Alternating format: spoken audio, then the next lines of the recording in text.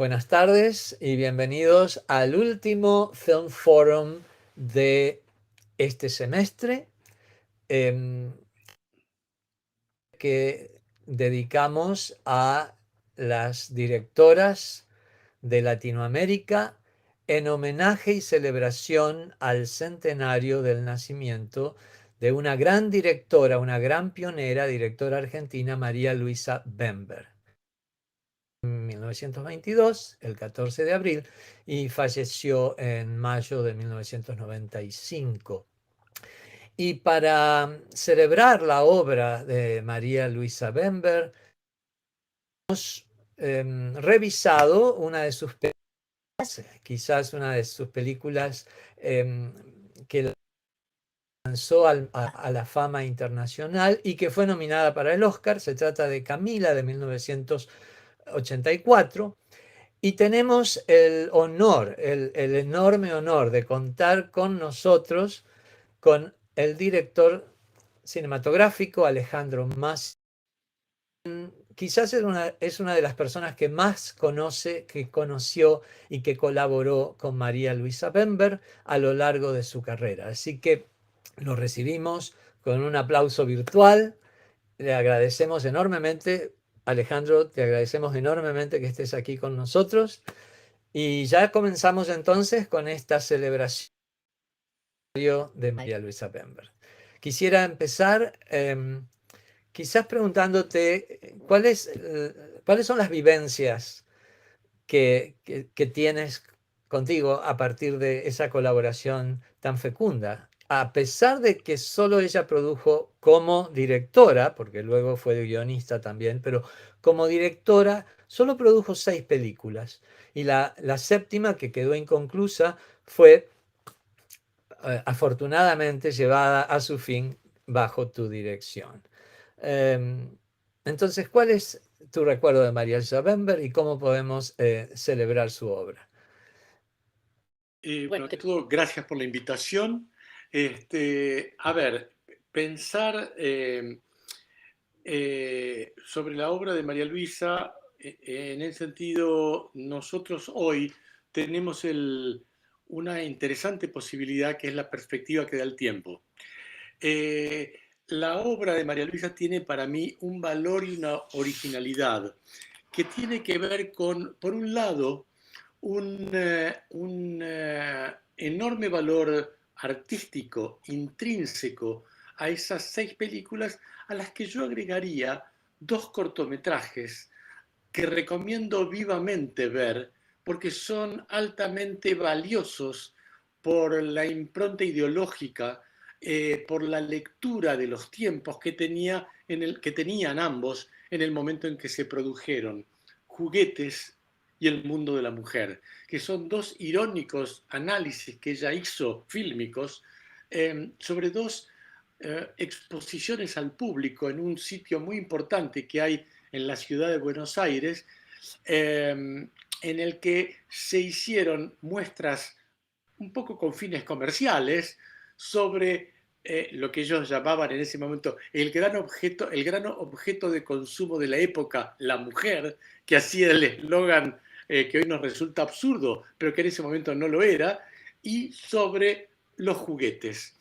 Y entonces María Luisa analiza en esos trabajos, por un lado, cómo se toma a la mujer como objeto, y por otro lado, cómo se destinan los juguetes de entrada a los niños para que las mujeres asistan al hombre y se pongan lindas y cuiden a los niños para trabajar para el hombre, y cómo los niños tenían trajes espaciales, armas de fuego, es decir, todo lo que de alguna manera los catapultaba hacia una posición activa en la sociedad, activa y agresiva, obviamente. Ujú. Pero bueno, al margen de eso, volviendo a la pregunta, yo creo que no sé si hay en la historia del cine, en la corta, pero ya un poco más amplia por el paso del tiempo, pero de poco más de un siglo, historia del cine, si hay un caso tan peculiar como el de María Luisa, en el que converjan un alto valor artístico con un contenido ideológico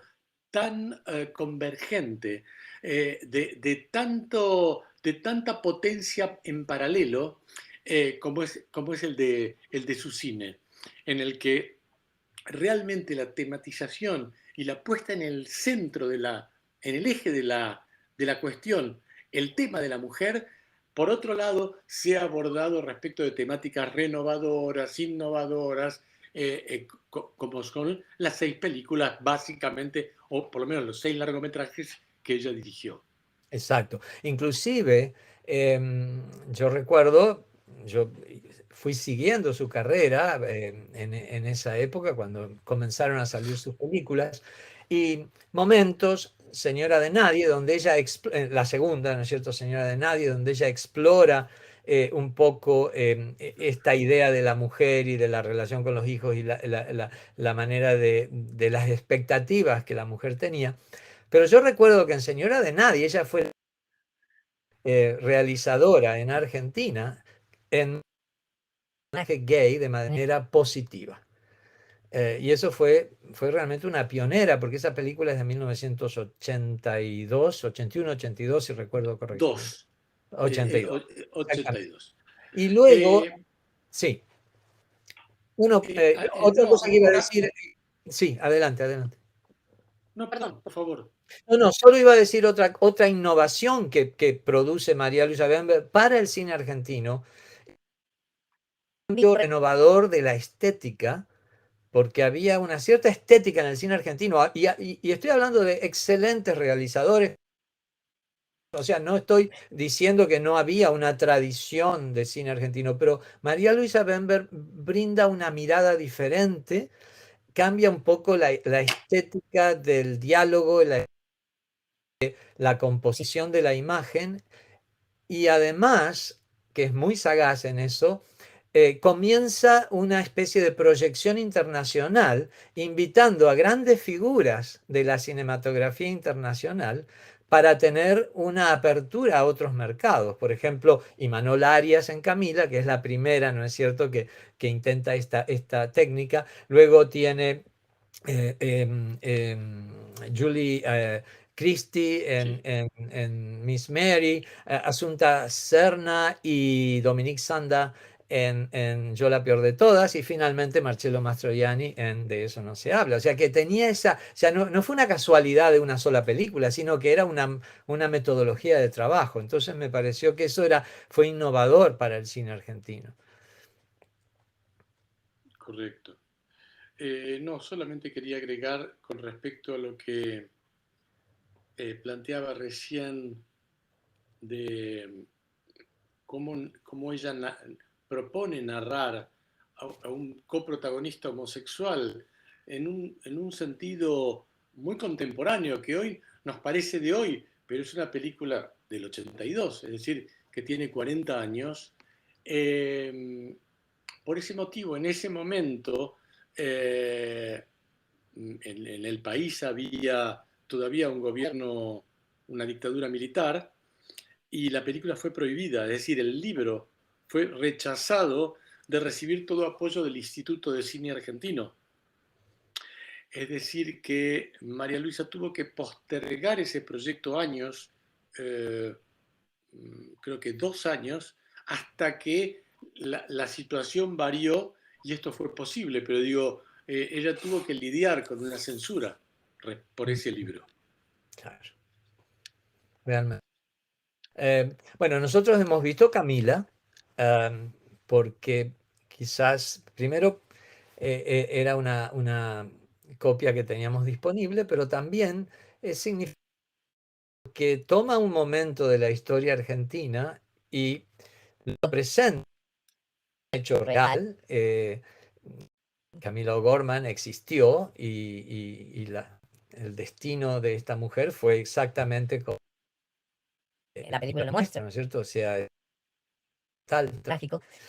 Pero lo que hace con esa película, además de presentar el hecho histórico, entra profundamente a la estética del romanticismo, que es el movimiento estético literario de la época, y presenta una obra que tiene en su composición, en su manera de plantearse. Bueno, ¿Cuál fue tu relación ¿hubo relación con Camila en ese momento con ella? No. Camila es una película que yo vi del mismo modo que la pueden haber visto ustedes. Yo la vi en el cine, fue un gran éxito. Fue en ese momento fue, yo no sé si la película más mayor éxito, la más taquillera, el mayor éxito de público que había habido hasta el momento. Recién pensaba, ella quiso hacer estéticamente con la película retomar toda la perspectiva del melodrama clásico y hacer una película operística con luz operística, por eso tiene esa iluminación un poco vaporosa y edulcorada de una película cuya historia es crudísima, es decir, de un melodrama en el cual ella una vez más fiel a su interés por tematizar y problematizar la situación de la mujer en el momento, es decir, utilizar un drama decimonónico para hablar de la cuestión de la mujer en el siglo XX, ella invierte la clásica dramaturgia de todos los ensayos que se habían escrito sobre Camila hasta el momento, y en lugar de exponer al, entre comillas, perverso sacerdote que seduce a la niña inocente de una familia bien de la época, ella hace exactamente lo opuesto y coloca a la heroína seduciendo al sacerdote que se resiste con todos sus medios a la pasión que siente por ella, y finalmente se desata el amor que todos ustedes vieron en el relato. Pero es decir, coloca a la mujer en un rol activo. Porque ella decía, ¿por qué una mujer tiene que ser? Primero que nada, no sabemos cómo fue. Es decir, nadie estuvo allí para decir cómo empezó ese amor. Entonces, ¿por qué tenemos que concebirlo de manera machista y de manera clásica como que es él quien toma la delantera y es él quien actúa en contra de todo y la seduce? Ella dice, es ella la que lo seduce. Exacto. Y Cal cuenta este cuento. Además, cuando es la madre la que alza y dice que todos están sacando un provecho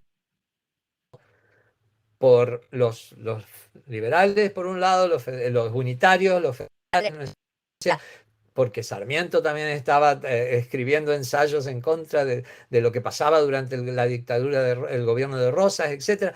Y la madre es la que dice, pero ¿quién piensa en mi hija? ¿No? Se preocupa por... O sea que la agencia de la mujer es el punto de vista y la agencia en esta película es innegable. Pero también a lo que me refería en cuanto a esa estética, por ejemplo, cómo la naturaleza aparece en el estado anímico de los personajes, ¿verdad? O sea, desde lo idílico a lo tormentoso, cuando es el momento de confrontar la fe, que es estruendo que irrumpe contra luz al crucifijo, ¿no? Es cuando el sacerdote siente que ha sido abandonado. Y también antes, cuando se fugan, cuando escapan, ese carromato que viene y esa mano que abre la puerta para que ella ingrese sobre la mano. Es absolutamente romántico, ¿no? O sea, tiene esa estética que es realmente una obra de arte en cada fotograma. Así es. Ella quería un poco seguir la perspectiva estética de la ópera. Digamos, tomando la ópera como básicamente el gran arte del siglo XIX, ¿no? Tomar, por eso digo, un rayo estalla en el cielo en el momento en que diluvia, cuando él va a rezar y a pedirle perdón a Dios por la pasión que siente o por huir con ella, en fin, todos los elementos clásicos del melodrama operístico, ¿no? Exacto. Por eso la naturaleza está usada en ese sentido, también como una expresión o una exteriorización de los sentimientos de los personajes. Perfecto, sí. Decía, el sentimiento está en el eje, está en el primer plano. Exactamente, sí, sí. Y también ese contraste, ¿no es cierto?, la masculinidad presentada con como la brutalidad propia, ¿no?, de lo que el padre es autoritario y al mismo tiempo la faena del campo o la riña de gallos, o sea, todo, digamos, la se presenta como violenta, digamos, ¿no? Pero también en ese contexto romántico. Ella decía, yo lo incluí, yo acabo de estrenar en Buenos Aires un largometraje documental sobre María Luisa llamado El eco de mi voz, en el que justamente tomo un fragmento de la propia María Luisa donde ella dice que Camila expresa una crítica hacia los tres tópicos que regían en la época y que someten a Camila, que son la política, la familia, la religión. Si los tres elementos que coartan la vida, ella dice, de esta romántica víctima, Camila, son esos tres elementos. Excelente. Bueno, a ver el documental, por supuesto, así que de eso hablaremos más adelante. Pero ahora quisiera abrir a los otros panelistas que están aquí presentes y muy pronto abriremos preguntas de nuestro público. Comentarios, María. Tengo una curiosidad, no sé si Alejandro me puede contestar. Hablando de los personajes internacionales de Imanol Arias, que a mí me encanta Imanol Arias, hasta hoy día en España es un actor muy prolífico y de teatro, y cuando lo he visto en Camila me ha gustado muchísimo y yo pensaba que era su voz, con algún acento argentino, pero pensaba que era su voz y luego al final he visto la voz de Imanol Arias, Lelio Incroci, no sé si se pronuncia así. Entonces me llamó la atención porque parecía realmente su voz. ¿Y por qué no? Porque hay muchos actores que, aunque sean españoles, pueden hacer un acento colombiano, argentino. Entonces me preguntaba simplemente la motivación. Hay una que por otra parte parece que la de él, del mismo timbre y la misma. Bueno, fue una cosa increíble. Imanol Arias tenía que hacer de argentino, dado que este sacerdote era un sacerdote tucumano históricamente, que es una provincia de la Argentina, y habían convenido ya en la coproducción que él en la Argentina sería doblado al acento argentino y que en el estreno español él actuaría con su voz. El hecho es que encontraron a un actor argentino de la provincia de Santa Fe que después de un largo periodo de casting de voces, en que encuentran que el doblaje es completamente idéntico al timbre de voz y a la inflexión de Imanol. Tan es así que la película se estrena en la Argentina con todo el éxito que tuvo, con esta voz doblada de Lelio Incroce, y cuando se va a estrenar en España, Imanol tenía que doblarse a sí mismo y él dijo, no lo voy a hacer, porque es tan perfecto como funciona este doblaje que no tiene sentido que yo aparezca como español en España. Así que quedó de manera internacional, quedó con la voz de este actor. Claro, claro, es que yo estaba muy sorprendida porque yo estoy harta de escuchar a Imanol Arias, incluso sigo la serie Cuéntame, que además hoy hacemos un homenaje con el capítulo, no sé si usted la conoce, Alejandro, una serie que van a hacer el capítulo número 400 hoy, y hay una gran fiesta en televisión española, y Imanol Arias sigue en esa serie, me encanta esa serie, me encanta Imanol, estoy harta de escucharlo, y yo hubiera jurado que era su voz. Todo el mundo, empezando por él, se sorprendió. Qué bueno. Muchas gracias, muy bueno.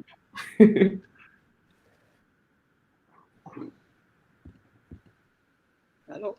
Rogelio. Sí, no.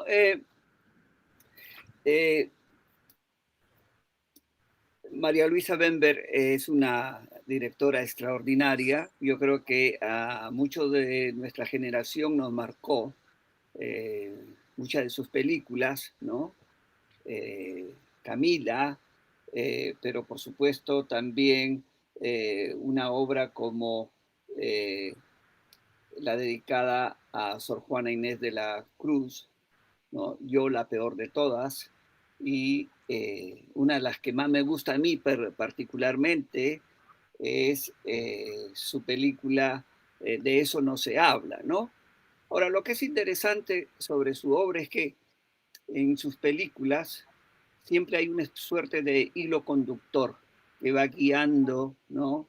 La mirada del espectador y que tiene que ver, yo creo, con todo ese proceso de transgresión, de cruzar los límites de las fronteras creadas por la sociedad patriarcal, ¿no? Eh, Leyendo un poco sobre su vida, ¿no? Me llamó la atención de que ella tomó algunas de las ideas sobre el feminismo muy tempranamente de Simone de Beauvoir, porque tuvo la oportunidad de viajar a Europa, ¿no? Con su esposo. Y la otra cosa que hay en su obra siempre es este elemento del que ya ha señalado Alejandro, que es la cuestión del erotismo, de la sexualidad, pero sobre todo de eso que es muy difícil de definir, que es el deseo, pero que ella invierte y ya no va a ser el deseo masculino, sino también la mirada y el deseo femenino, ¿no? Es decir, que en su obra lo que hay de transgresivo, a mí me parece, es como ella cambia el punto de vista, la perspectiva, la mirada o el espacio desde el cual se mira el erotismo, la sexualidad, el deseo, ¿no? Incluso, claro, en obras como Yo la peor de todas, en donde Sor Juana aparece como una mujer transgresiva, ¿no? Que lleva adelante esa tarea difícil, ¿no? De ser una intelectual en una sociedad totalmente restrictiva y donde ella comete quizás el pecado más grande de la época, que no era leer obras profanas, sino más bien arriesgarse a escribir acerca de la teología, ¿verdad? La teología. Y en ese sentido, claro, esta película acerca el libro famoso de Octavio Paz, ¿no? Sor Juana Inés de la Cruz o Las trampas de la fe, ¿no? En la manera en que se representa a Sor Juana como una mujer adelantada para su época, ¿no? Entonces hay una serie de elementos que se van repitiendo, pero que de alguna manera, ¿no? Siempre nos dan una visión muy transgresiva de la mujer, y en ese sentido se adelanta, porque claro, ella está, su obra, ¿no? Mayor termina en los años 90, ¿no? Y como ustedes han señalado, son 6 obras, pero que tienen un enorme impacto en la filmografía latinoamericana, yo creo. Sí. A lo mejor sería bueno dar un poco un contexto sobre la vida de ella y por qué empezó, por qué solo tiene 6 obras, ¿no? O sea, porque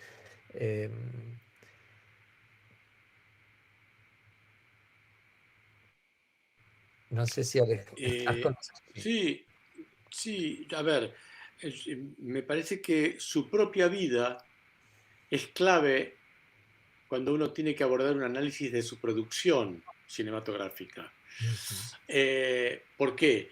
Porque para ella la cuestión de la mujer era una cuestión acuciante porque para su propia vida lo había sido. Ella, perteneciente a una poderosa familia empresaria de la aristocracia argentina, había tenido feroces límites. De hecho, ella citaba constantemente una expresión de su padre que decía: las mujeres tienen que ser, solo tienen que ser bonitas y virtuosas. Es decir, solamente acompañar, solamente ser un adorno del hombre, estar más que al lado, detrás, y acompañar en función de la vida y del trabajo de ellos.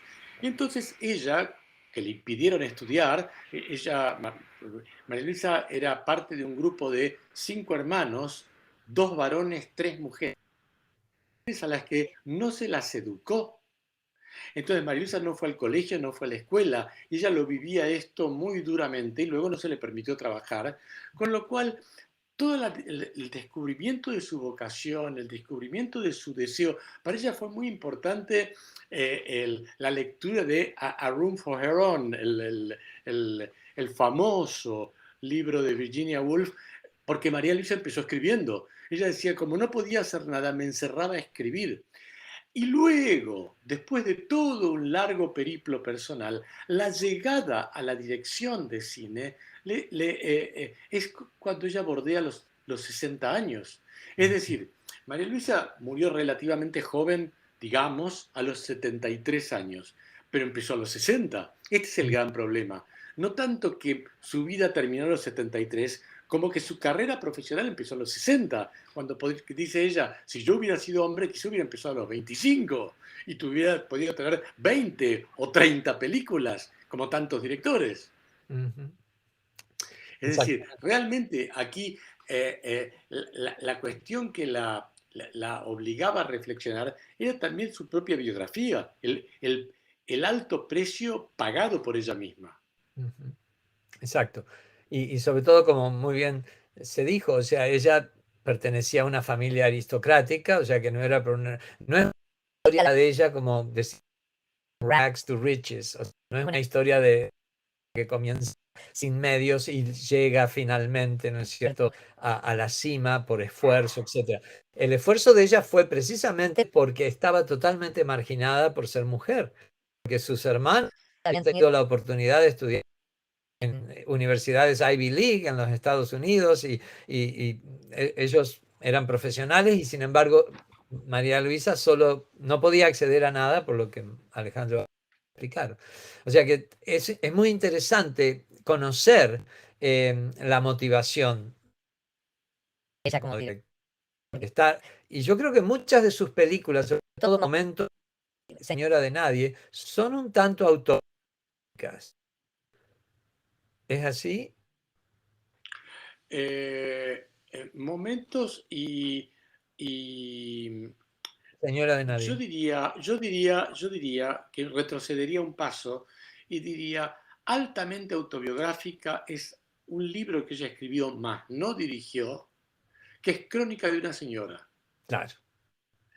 Crónica de una señora es la mujer de un hombre, la dirigió Raúl de la Torre, es la historia de una mujer de más rancia aristocracia argentina, mujer de un hombre de campo, de un polista, ¿sí? Algo paralelo a lo que le pasaba a ella, que muy interesante, que entra en una profunda crisis existencial cuando una amiga íntima de ella, una mujer, se cuenta, porque así empieza la película, bellísima, con hijos preciosos, con una gran fortuna, con todo a su disposición, se suicida.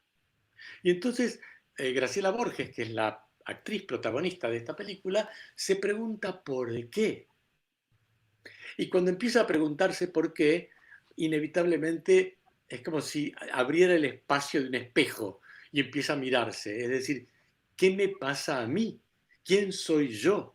¿A qué aspiro? ¿Qué tengo? Y empieza a darse cuenta de que tiene las manos vacías. Es decir, que lo tiene todo, pero que no tiene nada. Y entra en una crisis existencial que motiva el desarrollo de la película. En realidad, María Luisa escribe este libro, que por supuesto tiene mucho que ver con ella, con la vida que ella tenía y con todo lo que acabamos de hablar hace un momento. Es decir, con alguien que de pronto podía tenerlo todo, pero sin embargo todo le estaba vedado y sobre todo le estaba vedada la posibilidad de elegir. Claro. Teniéndolo todo. De hecho, María Luisa, en entrevistas ulteriores, ya siendo una cineasta consagrada, dice: ¿qué se puede esperar para una mujer que no tiene los privilegios de clase que yo he tenido? Porque yo he podido producir financieramente mi primera película. ¿Qué productor hubiera puesto $1 en una producción mía, siendo yo mujer, siendo yo nadie? Bueno, en fin, digo, me parece muy interesante porque, digamos, de alguna manera, la obra de María Luisa, por breve que sea, para mí constituye una obra, es decir, un corpus de obra, y además porque está totalmente interconectada. Sus relatos hablan unos de otros y hablan de ella misma, por más que los personajes sean Sor Juana Inés de la Cruz o de distintas épocas, ¿no? Ujú, ujú. Exactamente. Eso es evidente. Su obra es un corpus y su obra es una obra altamente feminista y al mismo tiempo inclusiva, porque desde el comienzo ella siempre, siempre incluyó en sus personajes, en sus diálogos, la alteridad, la otredad. O sea, de alguna manera siempre aparecía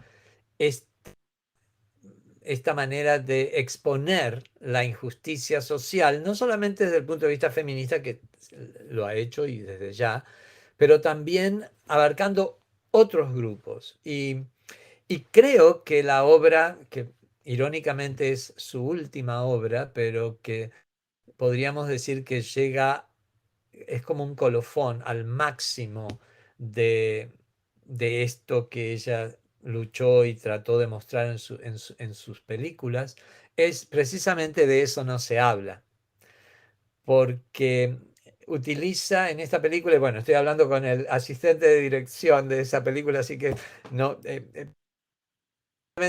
lo digo como espectador simplemente, Ujú. pero yo creo que esa película utilizando la estética, ahora ya no romántica como Camila, pero sí la estética de la fábula, la estética que ofrece esas posibilidades, ¿verdad? Porque es una fábula, creo yo, al menos yo la leí como una fábula, y por eso se permite riesgos desde el punto de vista argumental, actoral, visual, que nadie se había permitido hasta ese entonces, ¿verdad? O sea, Ujú, ujú. Yo creo que es una película en la que se extrema la metáfora, ujú, en el que ya Charlotte, el personaje que es la enana, que llega a ser la mujer de Mastroianni en el relato, ujú, eh,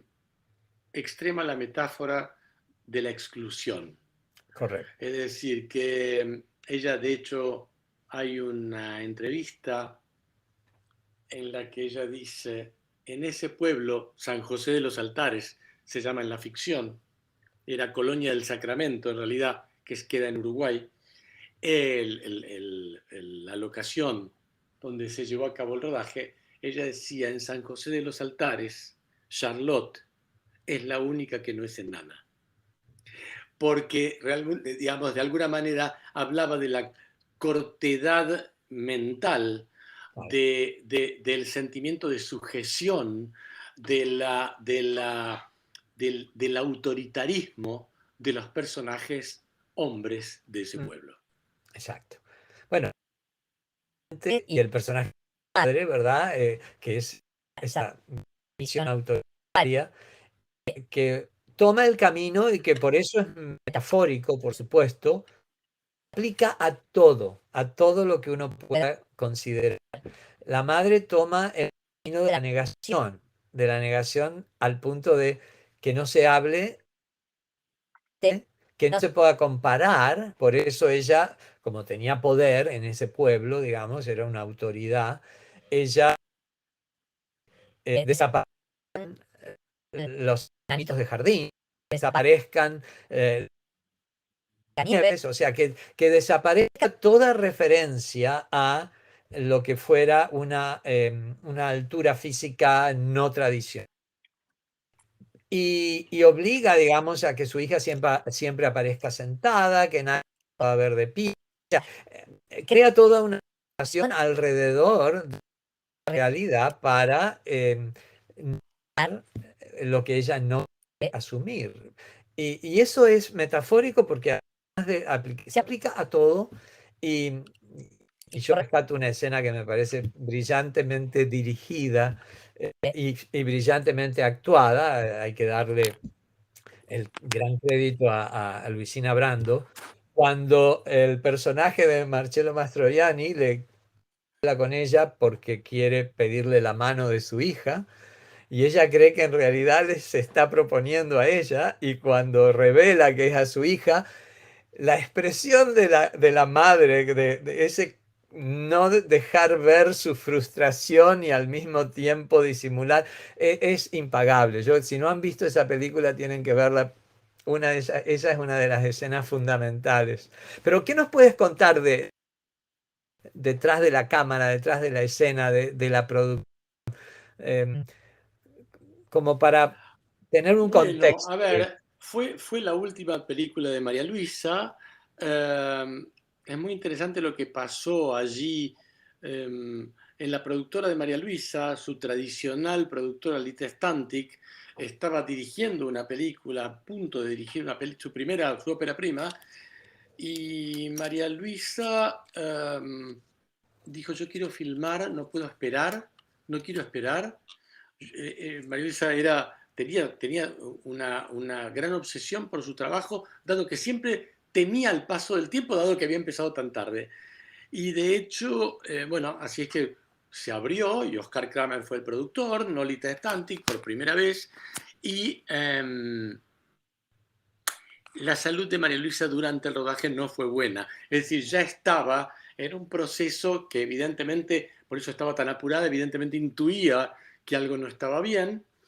Y bueno, se intentó que todas las locaciones pudieran converger, casi todas, en el pueblo de Colonia del Sacramento, en Uruguay, donde nos trasladamos ahí todo el equipo, y Mastroianni llegó ahí, que era muy gracioso ver a Mastroianni circulando por ese pueblito colonial, que es muy pequeño, y que había provocado la conmoción del país entero, con lo cual llovían los paparazzi de todas partes, porque obviamente tenían una presencia decididamente internacional. Fue muy interesante la actitud de él en el rodaje. Era un decidido hombre de cine, porque más allá de todo lo que sabemos de él, que ha hecho infinidad de grandes películas y de todo tipo de películas, porque ha filmado de manera sin cesar, pero lo que era interesante era que los pocos días o los días que él no tenía que filmar, iba de todos modos al rodaje y se sentaba en el video assist a mirar y a conversar con el equipo. Uno tenía idea de que para ese hombre esa era toda su vida. Él vivía en el set. Y cuando no estaba en el set, iba al set de todas maneras, porque era su modo de vida, lo que había sido su modo de vida. Ya él tenía 70 años, ya era un hombre mayor y tampoco tenía una muy buena salud, y de hecho, lamentablemente falleció muy poco después que María Luisa. Creo que sí, creo que esa Sí, fue una de sus últimas películas, sí. Sí, la penúltima, porque después hizo una película con un documental sobre su vida y ya no estaba bien de salud él tampoco. Sí, sí. Sí, bueno, Colonia de Sacramento es un hermoso de Uruguay, así que realmente está como detenido en el tiempo, sobre todo la parte Exacto. antigua, ¿no? Una colonia portuguesa y con un encanto y que se refleja en la película realmente. Podemos abrir si hay preguntas.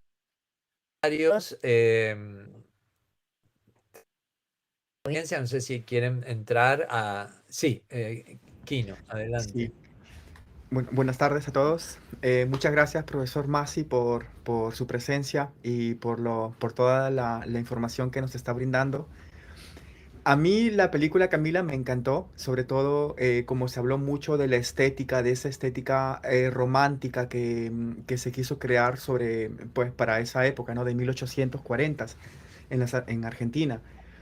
Y yo personalmente rescato de la película de la señora Bember toda esa carga social, sobre todo ese retrato, ¿no? De la sociedad, no solamente argentina, sino podemos abrirlo a la sociedad latinoamericana de 1800, en la cual pues se ve toda esa relación con la naturaleza, con los animales, la relación entre el caudillo que no está presente, pero se siente, ¿no? Hay una frase que le dicen a Camila, por ejemplo, de que nada se mueve, ni una hoja se mueve en el estado sin que lo sepa el dictador, ¿no?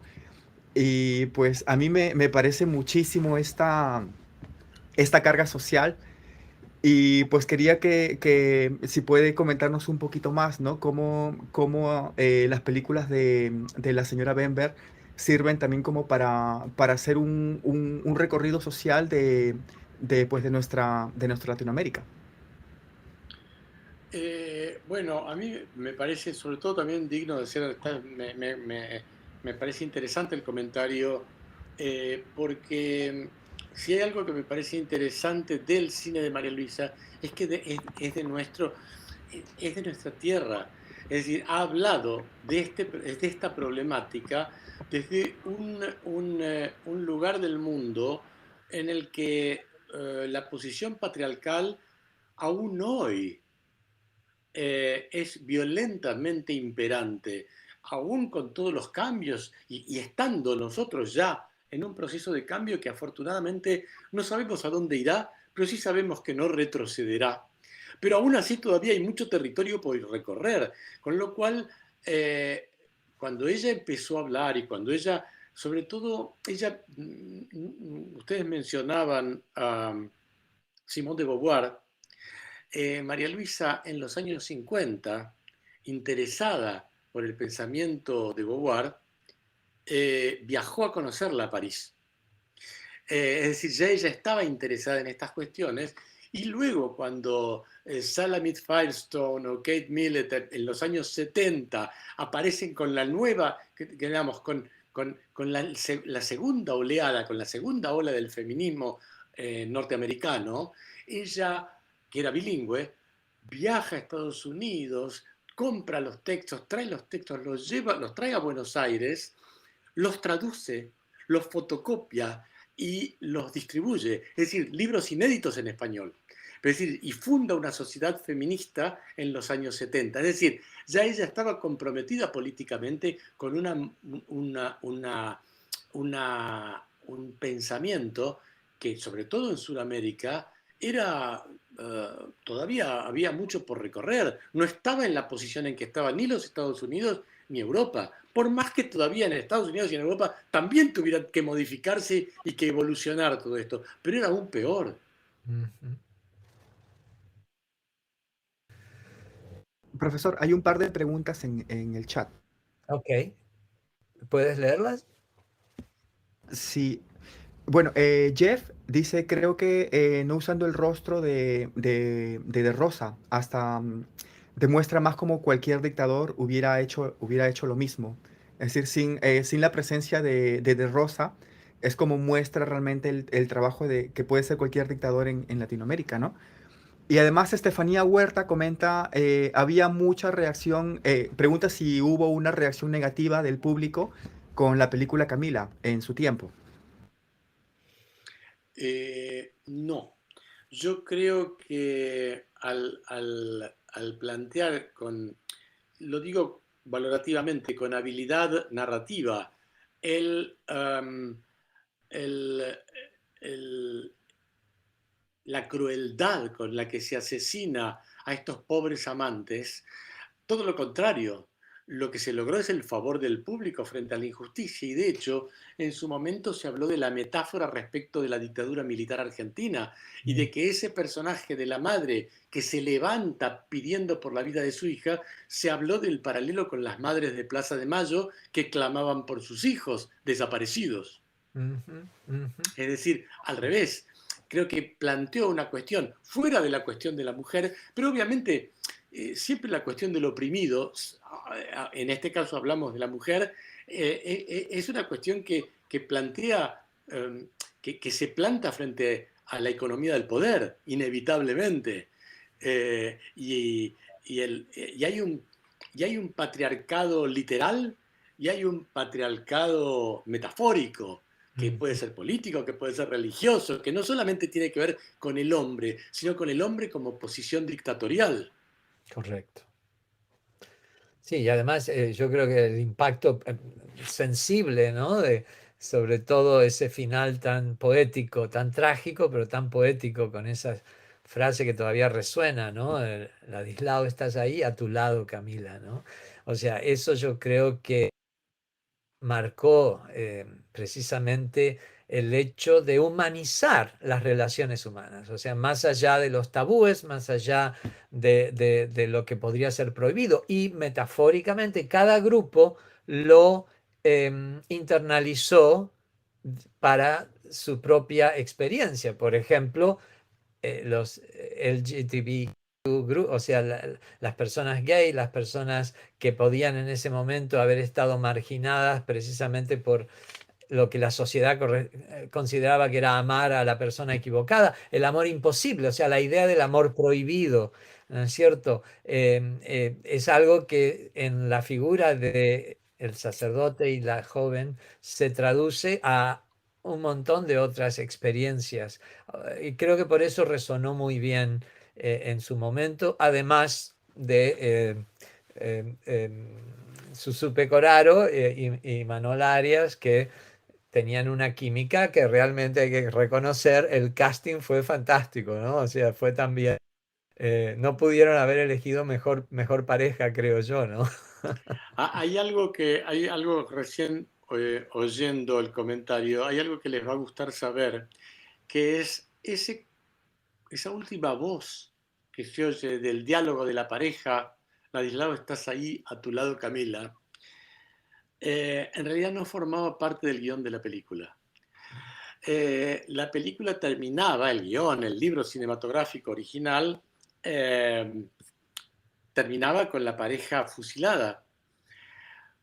Pero cuando María Luisa estaba en el proceso de edición, ya en la postproducción de la película, se le ocurre la idea de que se oyeran después de muertos a los personajes dialogar, y entonces les hace doblar a Susú y a Imanol ese texto, ese susurro, como desde la muerte, desde el cielo, como un amor que continúa después del crimen.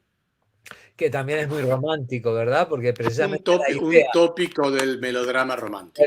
exacto, la idea de la continuación a partir de las almas, digamos, que se unen en el más allá. Exactamente.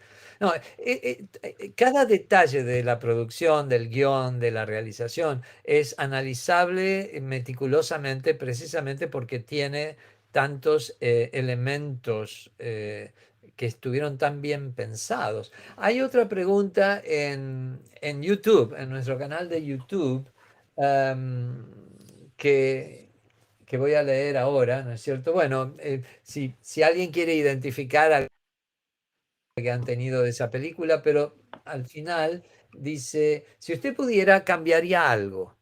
O sea, si tuviera que hacer el remake de Camila, ¿habría algo que quedó en el tintero, algo que se podría modificar o la obra sigue vigente, así como está? La verdad yo no le cambiaría una coma, porque me parece que, que como obra es una obra que está perfectamente lograda. Luego, como todo relato que se vuelve mítico por algún motivo, tendrá distintos abordajes. De hecho, es un proyecto que fue muchas veces prohibido en la Argentina. Muchos directores previamente a María Luisa han intentado filmar la historia de Camilo Gorman y las autoridades militares no permitían avanzar al proyecto. Claro. No sabemos cómo lo hubieran contado, pero eran todos directores hombres, seguramente no como María Luisa. Seguramente que no. Otra cosa que tenía María Luisa y que me parece importante, y a lo mejor puede comentar algo al respecto, es que como todo autor, o sea, como todo director autor, ¿verdad? Al estilo europeo, se rodeaba de un equipo actoral que prácticamente lo continuaba a lo largo de sus producciones. Por ejemplo, puedo hablar de Luisina Brando. ¿Mm? Ella, por ejemplo, bueno, Susu en Señora de Nadie hace el protagonista, el personaje antagónico, la malvada que destruye el hogar, pero que en realidad es la realizada, ¿no? Desde su posición de no estar vinculada en una relación tradicional con el hombre. Pero bueno, Perdón, Raúl, María Luisa no estaría de acuerdo con eso. Ella a ver, diría, es otra víctima de la manipulación masculina, porque también en lugar de la otra, es también la que tiene una sí, parte.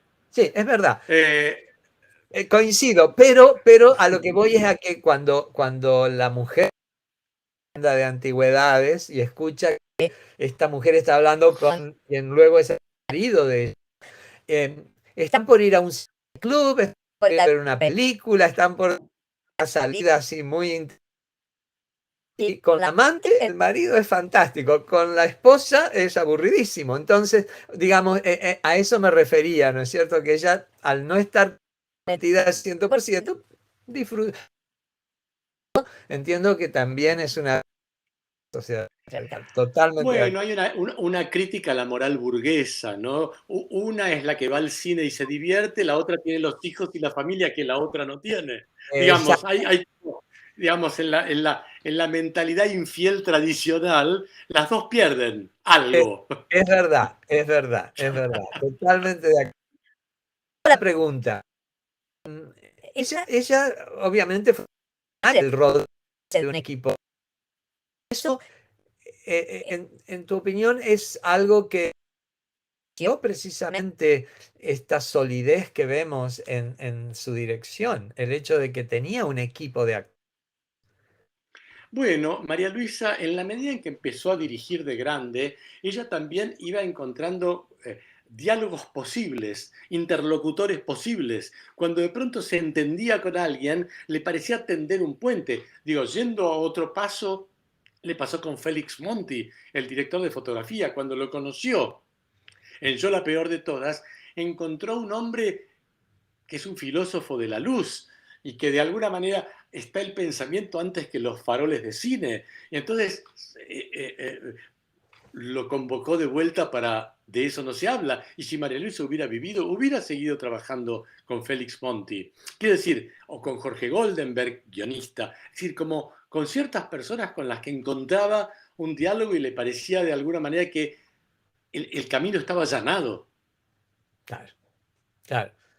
Sí, sí, o sea, cada director, hombre o mujer, ¿no es cierto? Eh, los autores realmente, no los que tienen una producción que está de alguna manera manipulada por un estudio, por una empresa, pero sí aquellos que hacen su obra y que llevan adelante su obra, generalmente encuentran un equipo, ¿verdad? Fellini, Antonioni, Lina Wertmüller, o sea, todos tienen ese equipo de actores, casi que se crea como una especie ¿no? De hecho, es interesante cuando de pronto ciertos directores como Woody Allen quiere dirigir, cuando hizo Stardust Memories, por ejemplo, a la manera de Fellini, llamó a Giuseppe Rotuno en La Luz. O esa- cuando hizo un trabajo bergmaniano, llamó a Nick Beast en La Luz. Es decir, de alguna manera son universos que ya conforman como un territorio ganado entre el director y esos colaboradores, ¿no? Sea el elenco, sean los colaboradores artísticos. es verdad. Es un Total. idioma, conforma un idioma. Exactamente.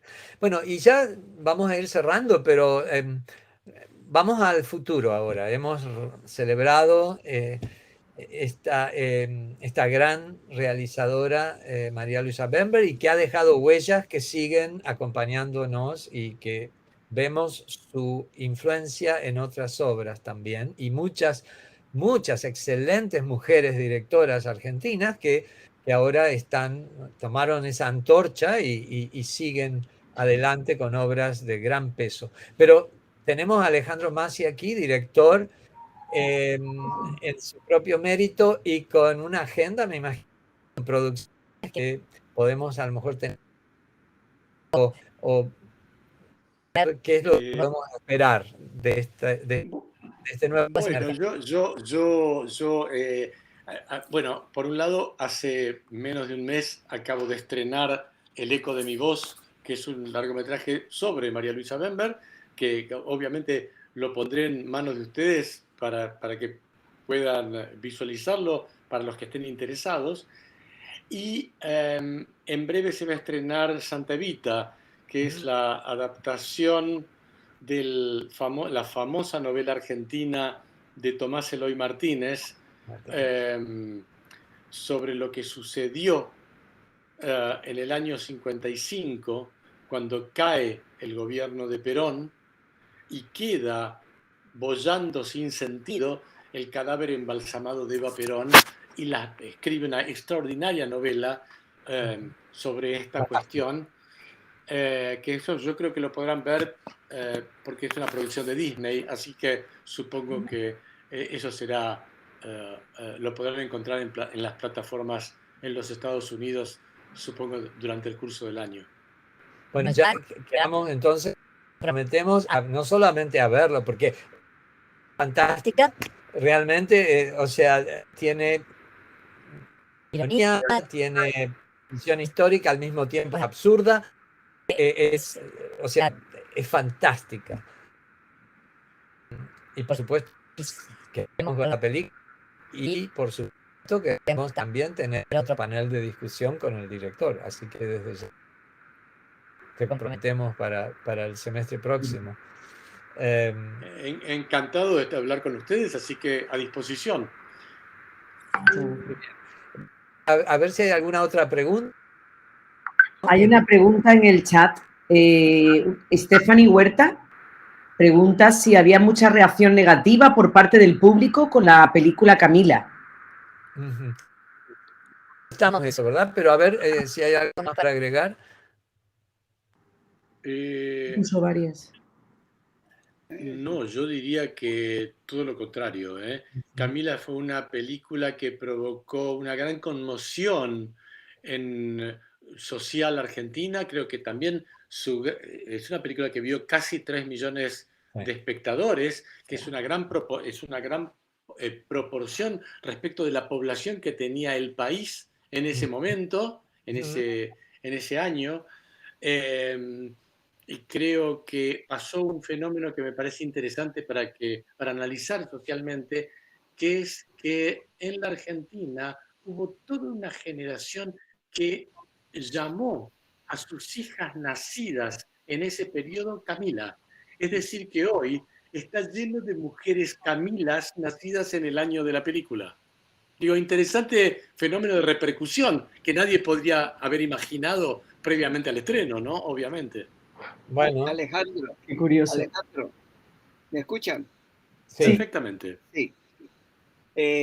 Acaba de mencionar eso en una conversación que tuve ayer con Raúl. Yo le contaba precisamente de que esta película me había impactado tanto de que yo también le puse a mi hija Camila.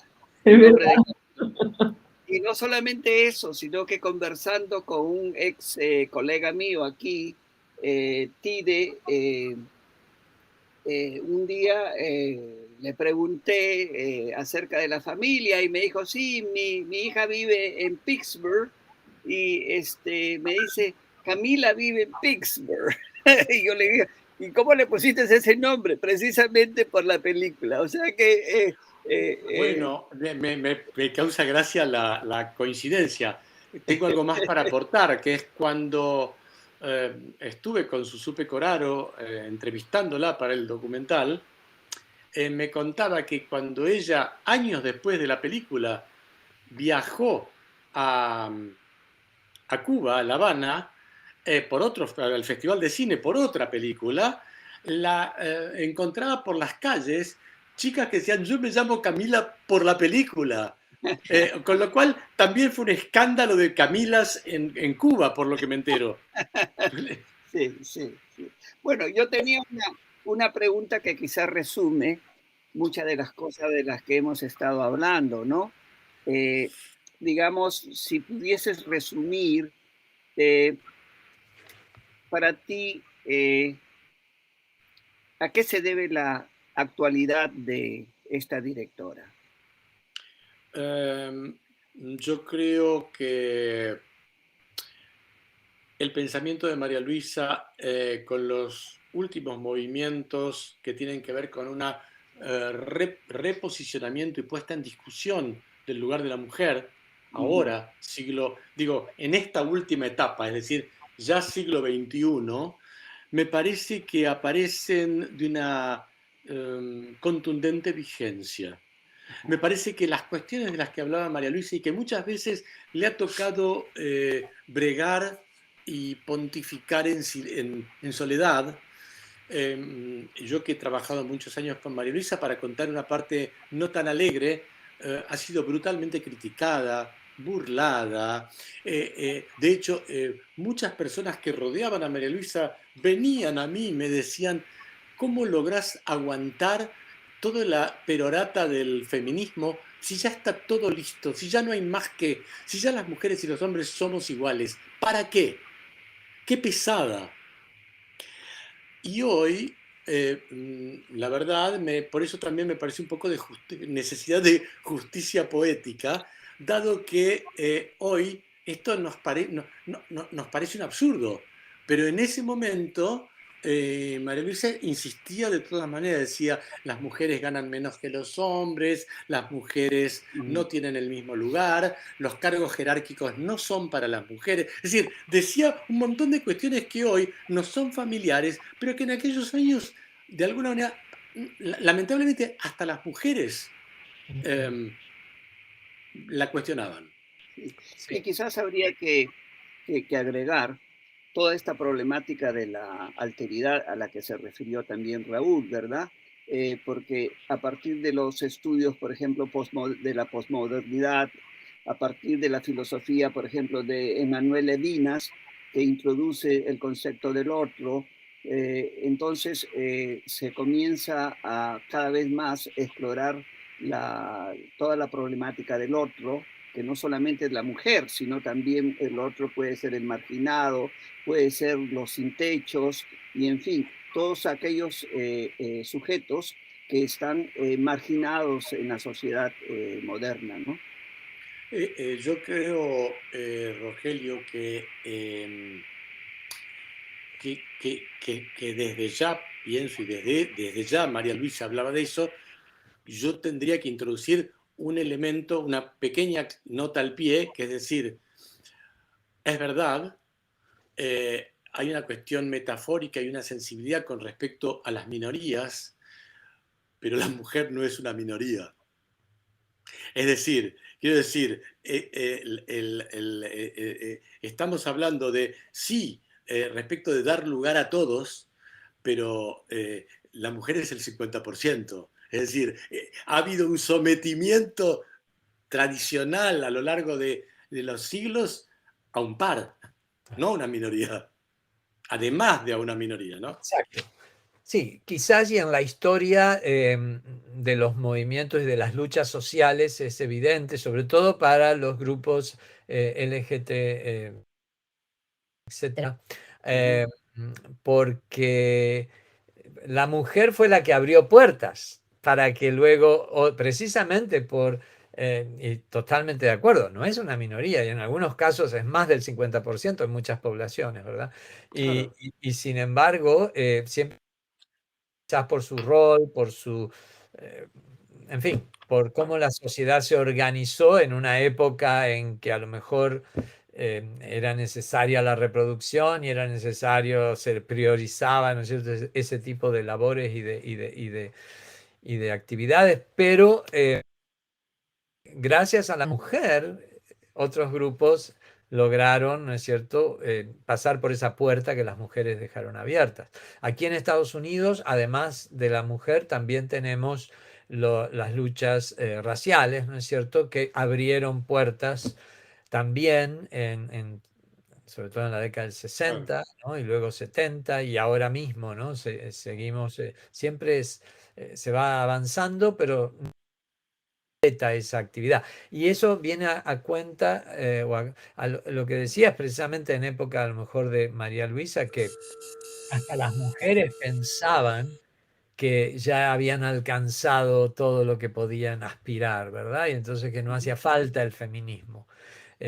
También podemos seguir hablando de eso quizás en otras oportunidades, pero el feminismo también, o distintas facetas del feminismo, también tuvo sus propias crisis y contradicciones y en muchos casos mala prensa, precisamente cuando se asociaba a lo mejor